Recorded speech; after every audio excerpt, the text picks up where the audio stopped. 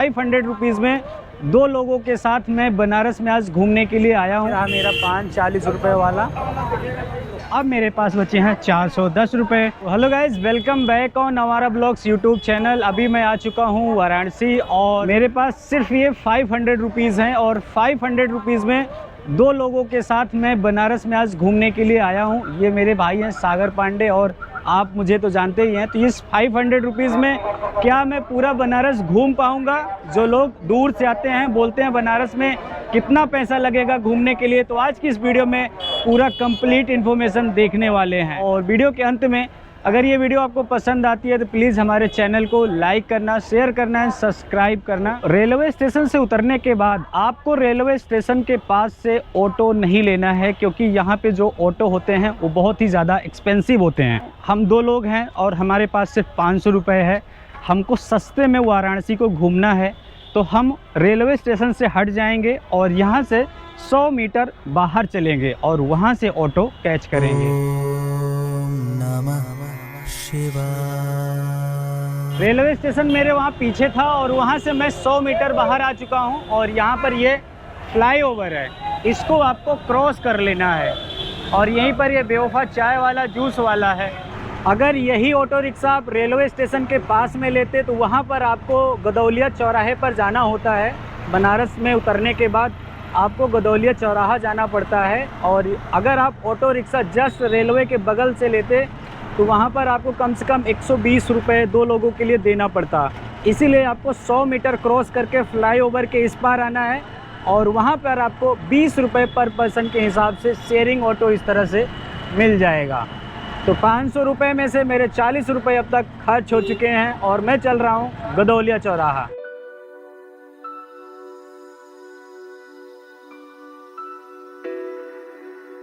तो auto rickshaw से उतरने के बाद सबसे पहले हमने ये चाय पी, क्योंकि हमें नींद आ रही थी ट्रेन में। तो हमने सोचा था कि यहाँ पे उतरने के बाद सबसे पहले चाय पियेंगे। तो हमने चाय में 15-15 रुपये खर्च कर दिए। 460 रुपये थे उसमें, अब 15-15 रुपये अब खर्च कर चुके हैं। हमारे साथ में करण बघेल भाई आ चुके हैं, जो कि केदारनाथ की यात्रा पर हमें मिले थे और अब हमारा दूसरा ट्रिप है इनके साथ, जो कि ये आए हैं झारखंड से। अब हम चल रहे हैं गदौलिया चौराहे से गंगा जी में स्नान करने के लिए। तो यहाँ पर गदौलिया चौराहा है और यहाँ पर ये है पार्किंग, 2 व्हीलर पार्किंग है। और यहाँ पे नंदी जी हैं जो कि महादेव के टेम्पल को यहीं से बैठकर देखते हैं। तो एक बार आपको रिपीट कर देता हूँ, रेलवे स्टेशन से उतरने के बाद आपको गदौलिया चौराहा आना है। गदौलिया चौराहे से आपको अगर स्नान करने के लिए जाना है तो दशाश्वमेध घाट पे जा सकते हैं स्नान करने के लिए, या फिर गदौलिया चौराहा आने के बाद आप डोमेट्री ले सकते हैं, रूम ढूंढ सकते हैं। ये सब मंदिर के सिर्फ 500 मीटर की दूरी पर ही है। गदौलिया चौराहे से दशाश्वमेध घाट जाने के लिए आपको करीब 500 मीटर पैदल चलना ही पड़ेगा, क्योंकि इस रूट में ना कोई ऑटो चलेगा ना कोई टैक्सी चलेगा। तो इस रास्ते को आपको इन्हीं लोगों की तरह, चाहे तो आप नंगे पांव या फिर चप्पल पहनकर इसी रूट पर चल सकते हैं। बनारस की सड़कों पे बहुत ज़्यादा क्राउड होता है, तो उसकी वजह से क्राउड को कम करने के लिए ये यहाँ पर देख लो, यहाँ पर रोपवे बन रहा है। इस तरह का रोपवे बनेगा। ये प्रोजेक्ट है आई लव बनारसी रोपवे। तो इस तरह का ये प्रोजेक्ट है जो कि यहाँ के क्राउड को कम करने के लिए ये बनाया जा रहा है। यह है वाराणसी का दशाश्वमेध घाट। दशाश्वमेध घाट का मतलब होता है 10 मीन्स 10 होता है, अश्वमीस होता है घोड़े, और मेघ मतलब होता है बलिदान। यहाँ मतलब 10 घोड़ों की बलिदानी दी गई थी, इसीलिए इसे दशाश्वमेध घाट कहा जाता है। और कुछ इस तरह से दिखता है। यहाँ पर भोले जी विराजमान है, ऊपर लिखा है दशाश्वमेध घाट। और यहाँ पर दिखाया गया है काशी, जो कि है शिव की नगरी। चाहे आप इसे काशी कह लो, चाहे बनारस कह लो, या फिर शिव की नगरी कह लो। अभी मेरे आप पीछे वो मंदिर देख सकते हैं और इस मंदिर के मैं पीछे आकर यहाँ पर नहा रहा हूँ, क्योंकि यहाँ पर गंगा जी का जो पानी है साफ है। नहाना तो है ही, चाहे साफ हो या गंदा, क्योंकि वो तो है गंगा माँ। घाट पर स्नान करने के बाद यहीं पर चंदन लगवाते हैं। चंदन के लिए कोई डिमांड नहीं है, आप अपनी श्रद्धा अनुसार जो भी इनको देना चाहते हैं दे सकते हैं। तो अभी सागर भाई लगवा रहे हैं। तो अब मेरी बारी आ चुकी है चंदन लगवाने की। चंदन वाला मंत्रवा भी पढ़ दो दादा। पढ़ रहे हैं भैया, लगाने दीजिए। चंदन हर हर महादेव। दशाश्वमेध घाट पर स्नान करने के बाद मैंने ये चंदन लगवा लिया है। चंदन के लिए मैंने 20 रुपये दिए हैं, तो मेरे पास 430 रुपये बचे थे। अब मैंने 20 रुपये खर्च कर दिए हैं, 410 रुपये बचे हैं। और अब मैं चलता हूँ गली नंबर 2 में, जो कि ये है मेरे पीछे दशाश्वमेध घाट, और उसी के बगल में है गली नंबर 2। इस गली के अंदर से आप दर्शन करने के लिए जा सकते हैं। तो काशी विश्वनाथ में दर्शन करने के लिए यहाँ पर 4 गेट हैं। अगर आप किसी के यहाँ प्रसाद नहीं लेना चाहते, अगर आपके पास लगेज है, तो आप ऐसे में सोच रहे हैं कि मैं अपना लगेज कहाँ रखूँगा, तो गेट नंबर 1 पर गंगा द्वार पर यहाँ पर सरकारी काउंटर है, जहाँ पर आप अपना लगेज फ्री में रख सकते हैं। फिर आपको किसी के यहाँ प्रसाद लेने की ज़रूरत नहीं है। उसके बाद आप मंदिर के कॉरिडोर में आ जाएं, और मंदिर के कॉरिडोर के अंदर आप अपने हिसाब से जितने रुपए का प्रसाद लेना चाहते हैं ले सकते हैं। 2 hours later.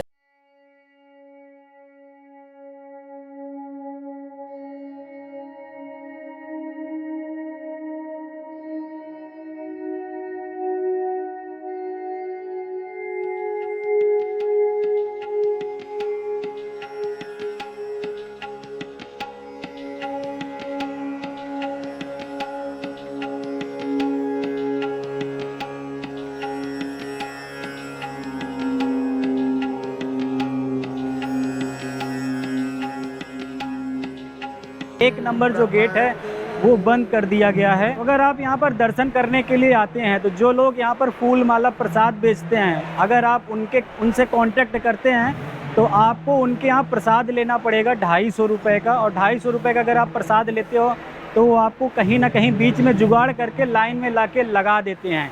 और इसके बाद एक दूसरा ऑप्शन है कि आप इन सब से बचना चाहते हैं, तो यहाँ पर 300 रुपये का VIP टिकट है। आप उस टिकट को ले लीजिए, क्योंकि अगर आप 250 का प्रसाद खरीदते हैं तो 300 रुपये में टिकट आपको मिल जाएगा। फिर आपको किसी से मिलने की ज़रूरत नहीं है। 300 रुपये का टिकट लेके आप जाके मंदिर में दर्शन करके 1 घंटे में आ जाएंगे। वैसे नॉर्मल अगर आप दर्शन करने जाते हैं तो आपको 250 रुपये का प्रसाद लेना पड़ेगा, फिर आपको 2 घंटे लगेंगे। तो आज मुझे दर्शन करने में सीधा 2 घंटे लगे। और यहाँ पर आप देख सकते हैं दुर्लभ दर्शन केंद्र। अगर आप बाबा विश्वनाथ की आरती देखना चाहते हैं, तो यहाँ पर आप देख सकते हैं 10 मिनट में आपको दिखाएंगे। 10 मिनट का 150 रुपये लेंगे। उसमें अगर आप मंगला आरती, सप्तऋषि आरती, भोग आरती, श्रृंगार आरती, शयन आरती, जो भी आप देखना चाहते हैं, आप 150 रुपये देकर 3D देख सकते हैं 10 रुपये में। इसके साथ साथ ये है मंदिर का कॉरिडोर, और मंदिर के कॉरिडोर में ही आप यहाँ पर देख सकते हैं भारत माता का मूर्ति लगा हुआ है। तो ये है भारत माता की मूर्ति, और यहीं पर है एक महादेव का टेम्पल। ये लस्सी की दुकान है, यहाँ पर 40-40 रुपए की लस्सी मिलती है। तो मैंने 2 लस्सी ले ली है, एक अपने भाई के लिए और एक अपने लिए। तो 40 रुपए की लस्सी है, और ये अंकल जी बेचते हैं। तो एक बार इनकी लस्सी दिखाता हूँ आपको मैं। तो लास्ट बार मेरे पास 410 रुपये थे, जिसमें मैंने अभी 80 रुपये की लस्सी पी ली है, 2 लस्सी ले लिया। अब मेरे पास बचे हैं 100 रुपये। मंदिर में मैंने अपना प्रसाद चढ़ाया था, वो मेरा पर्सनल था, तो 250 रुपये का मैंने प्रसाद चढ़ाया था। बनारस आए हो तो पान खा के ज़रूर जाना बचुआ। तो चलिए यहाँ पर पान खाते हैं। और ये देखो पान, पहले तो इनका नाम है नेताजी पान भंडार, और इस तरह से ये ताज़ा पान ऑन द स्पॉट बना के देते हैं। और कितने रुपए का एक पान है भैया? 40 रुपये का एक पान है। लाओ, अरे खा लो यार, खाना में टाइम ज़्यादा कितना। ये रहा मेरा पान 40 रुपये वाला।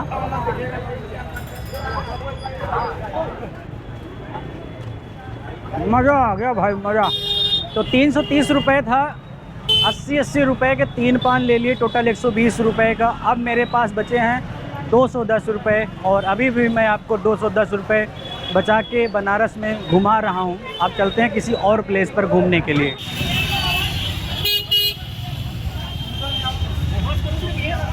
ये है भैरवनाथ जी का दर्शन करने के लिए इतनी लंबी लाइन लगी हुई है। और कहते हैं कि अगर आप काशी आते हैं और महादेव का दर्शन करते हैं, और दर्शन करने के बाद बाबा भैरवनाथ का दर्शन नहीं करते हैं, तो आपकी यात्रा अधूरी मानी जाती है। इसलिए यहाँ पर लोग लाइन में खड़े हुए हैं बाबा भैरवनाथ का दर्शन करने के लिए।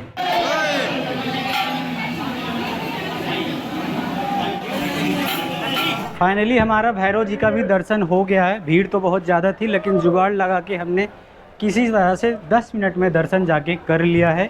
मंदिर जो है 1 से 3 के बीच में बंद होता है, तो इस बात का आप विशेष ध्यान रखना। वैसे तो अगर आप बनारस आए हैं तो यहाँ पर आपको फ्री खाना मिल जाएगा, वो भी माँ अन्नपूर्णा एक ट्रस्ट क्षेत्र है जहाँ पर आपको दिन में 11 बजे से लेकर रात के 10 बजे तक फ्री खाना मिलता है। काफ़ी सारा आइटम होता है, लेकिन मेरे पास 210 रुपये बचे थे और मुझे इसको खर्च करने थे, तो मैंने 120 रुपये के हिसाब से यहाँ पर खाना ऑर्डर किया है, वो भी स्पेशल थाली है। तो चलिए एक बार मैं आपको स्पेशल थाली दिखा देता हूँ। तो ये इसमें देखो अंकल ने चाकू दिया है काटने के लिए रोटी को, और इसमें 2 रोटी और 1 पराठा, और इसके बाद यहाँ पर इन्होंने मटर पनीर दिया है, मटर पनीर, सब्जी और सलाद, और ऐसे ही सबके थाली में मिला है। तो अभी हम खाने के लिए तो अब चल रहे हैं हम खा। तो मेरा 220 रुपये बच रहा था, अभी मैंने यहाँ पर 2 प्लेट खाना खा लिया। 120 रुपये की 1 प्लेट थी, तो 240 रुपये का मेरा खाना हुआ। 220 रुपये मेरे लेफ्ट थे, उसमें से मैंने माइनस कर दिया। तो अब तक मैंने वाराणसी में 2 लोगों के साथ 520 रुपये स्पेंड कर दिया। जो बजट में बना के लेके आया था उससे 20 रुपये एक्स्ट्रा अब लग चुके हैं। गाइस मैं अभी खड़ा हूँ गदौलिया चौक पर। जो लोग अपंग हैं, जो चलने फिरने में असमर्थ हैं और वो काशी विश्वनाथ का दर्शन करने के लिए आना चाहते हैं, तो मैं आपको बता दूं कि यहाँ पर आपके लिए व्हील चेयर की फैसिलिटी भी अवेलेबल है, राम मंदिर की तरह। और ये व्हील चेयर आपको, ये है गदौलिया चौक, नंदी चौक भी आप इसे बोल सकते हो। यहाँ पर ये बोर्ड है और यहाँ पर जो है ये व्हील चेयर पड़ा हुआ है, तो आप इनसे आके बात कर सकते हैं और इनका रेट भी वहाँ पर लिखा हुआ है, तो आप इनसे कांटेक्ट कर सकते हैं। काशी में अगर आप एक सोलो ट्रैवलर हैं और अकेले आ रहे हैं काशी घूमने के लिए, तो यहाँ पर मैं एक आपको बजट होटल बताऊँगा। ये एक डोमेट्री है जहाँ पर आपको 300 रुपये पर बेड के हिसाब से बेड मिल जाएगा, और एसी है। यहाँ पर आप आराम से ग्रुप में आप यहाँ पर सो सकते हैं। चाहे तो आप यहाँ पे ग्रुप में कुछ अननोन फ्रेंड को भी एज ए फ्रेंड बना सकते हैं। तो चलिए मैं आपको दिखाता हूँ। मेरे पीछे है ये एक बड़ा सा हॉल, जो कि यहाँ पर 300 रुपये पर पर्सन के हिसाब से ये बेड आपको यहाँ पर मिल जाएगा। और इनके यहाँ आप देख सकते हैं एसी भी लगी हुई है, फ़ैन भी लगे हुए हैं। ये जो होटल है एकदम सड़क के बगल में है, आप ये देख सकते हैं सड़क। और यहाँ से जो गदौलिया चौराहा है वो करीब 100 मीटर होगा ना भैया, 200 मीटर है। तो गदौलिया से 200 मीटर पहले ही पड़ जाता है स्टेशन रोड पर, और यहीं से स्टेशन के लिए गाड़ियाँ भी जाती हैं। प्लस इनके यहाँ ये बोर्ड लगा हुआ है, सूर्या रेजिडेंसी इनके होटल का नाम है। और भैया का कॉन्टैक्ट नंबर मैं वीडियो के डिस्क्रिप्शन में डाल दूंगा, जो भी आना चाहें तो इनको आप फ़ोन करके आ सकते हैं। तो इस होटल में अगर आप डोमेट्री लेते हैं तो ये डोमेट्री सिर्फ लड़कों के लिए है, लड़कियों के लिए यहाँ पे सिर्फ पर्सनल रूम है, डोमेट्री उनके पास नहीं है। तो इस बात का खास ख्याल रखना आप लोग। तो गदौलिया चौराहे से दोबारा स्टेशन आने के लिए आपको 30 रुपये पे करना पड़ेगा। जाते वक्त तो आपको 20 देना था, लेकिन वापस आते वक्त आपको 30 देना पड़ेगा। और इस हिसाब से मेरा 60 रुपये अभी किराया हो गया, और टोटल 520 रुपये मैंने खर्च किए हैं 2 लोगों में। तो 520 + 60 580 रुपीज़ अब तक 2 लोगों में मैंने बनारस के साथ स्पेंड किया है। तो अभी मैं दोबारा रेलवे स्टेशन पर आ चुका हूँ। सुबह 7 बजे आया था, 4 बजे मैं वापस जा रहा हूँ। पूरा दिन मैंने काशी में घूमा, जिसमें बाबा विश्वनाथ का दर्शन किया। उसके बाद काल भैरव मंदिर गया, खाना खाया, आपको रूम का दिखा दिया। ये सारी जानकारी मैंने आपको पूरा दिखा दिया है। इसके साथ साथ यहाँ पर आप संकट मोचन हनुमान मंदिर जा सकते हैं, तुलसी मानस मंदिर जा सकते हैं, दुर्गा मंदिर जा सकते हैं। और ये सारे जो मंदिर हैं 1 से 4 के बीच में बंद होते हैं। तो अगर आप यहाँ पर जाना चाहते हैं जा सकते हैं। मेरे पास समय नहीं है, और इन सबको घूमने के लिए अगर आप तुलसी मानस मंदिर, संकट मोचन मंदिर और दुर्गा मंदिर, काली माता मंदिर शेयरिंग ऑटो रिक्शा से जाते हैं तो आपका मान के चलो कि 50 से 60 रुपये लगेगा। इससे ज़्यादा 1 पैसा नहीं लगने वाला है। ये सारी इन्फॉर्मेशन शेयर करने के बाद भी अगर आपको कुछ मुझसे पूछना है तो आप हमारे इंस्टाग्राम पर, इस इंस्टाग्राम पर कांटेक्ट कर सकते हैं। प्लीज़ यार कमेंट में मत पूछना, क्योंकि मुझे अपना इंस्टाग्राम फॉलोअर भी बढ़ाना है। तो आप जाइए वहाँ पर क्वेश्चन पूछिए, मैं उसका जवाब दूंगा, लेकिन आप मुझे वहाँ पे फॉलो कर दीजिए।